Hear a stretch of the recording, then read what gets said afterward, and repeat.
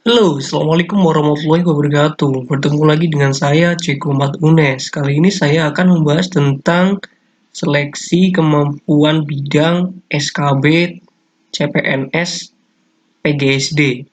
Yuk kita simak baik-baik videonya. Soal pertama, suatu sekolah berada di suatu wilayah berdekatan dengan hutan alam, sungai, dan telaga kecil. Keadaan alam ini dapat dimanfaatkan oleh guru sebagai media konkret untuk menanamkan pemahaman mendalam para siswa tentang konsep bla bla bla bla. A. Penampakan permukaan bumi. B.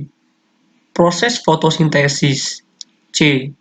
Siklus hidrologi. D. Ekosistem. E. Pencemaran lingkungan. Oke, kita ilustrasikan sebagai berikut.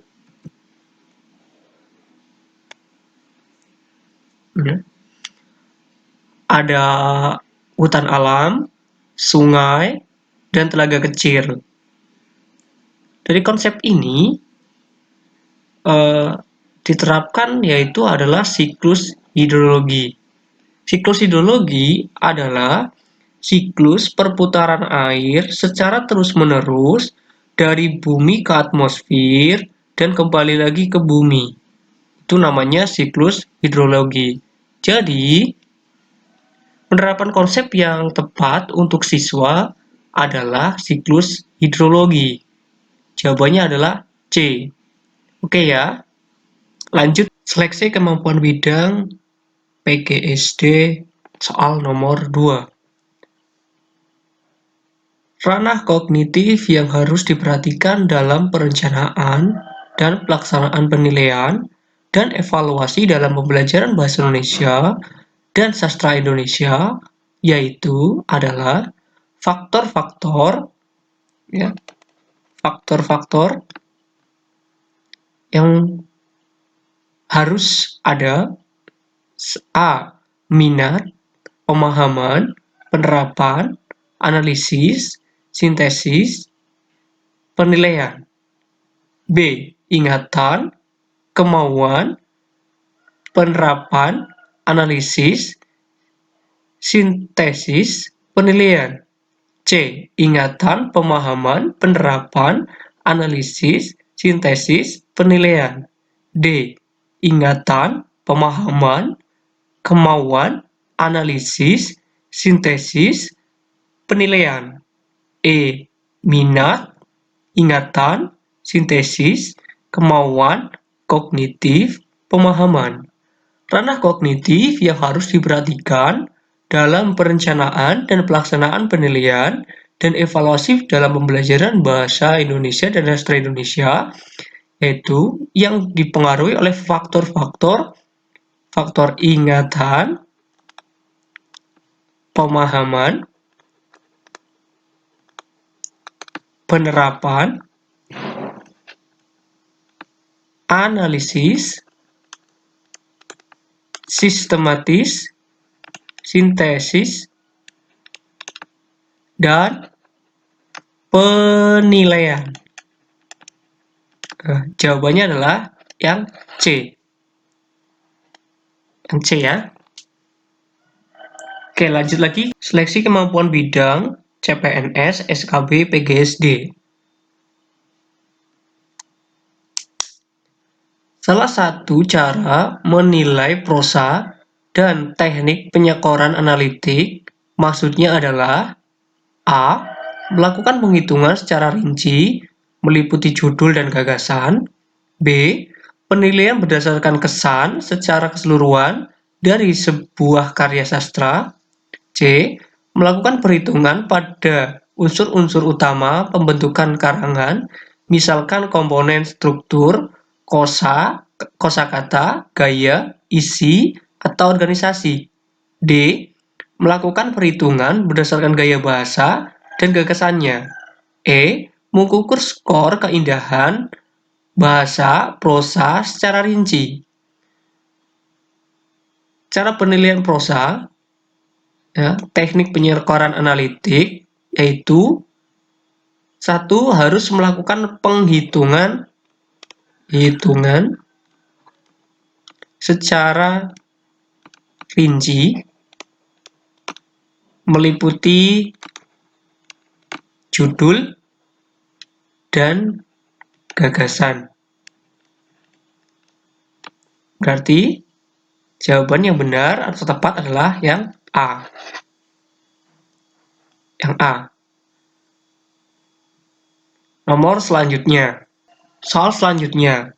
Seleksi kemampuan bidang CPNS, SKB, PGSD. Yuk kita bahas bareng-bareng. Untuk soal berikut, perhatikan soal-soal di bawah ini. Ada uraian seperti ini, 83 dikurangi 38, 55. Oke, ini bener ya. Bener apa salah? 77 ditambah 14 hasilnya 81. Oke, ini bener apa enggak? Nah, jawaban soal di atas menunjukkan salah satu kesalahan umum yang sering dilakukan oleh anak usia sekolah dasar atau SD yang berkesulitan belajar matematika dalam hal yang A. Proses penghitungan, B. Memahami simbol, C. Nilai tempat, D. Bahasa dan membaca, E. Ketelitian. Oke, kita uraikan terlebih dahulu. 83 dikurangi 38, hasilnya berapa? Ini 13 dikurangi 8, 5. 8 dikurangi 3, apakah iya? Tidak ya, karena sudah dikurangi 1. Berarti sini 7 dikurangi 3, hasilnya adalah 4. 77 ditambahkan dengan 14, 7 ditambah 4, hasilnya 11, simpen 1 ya.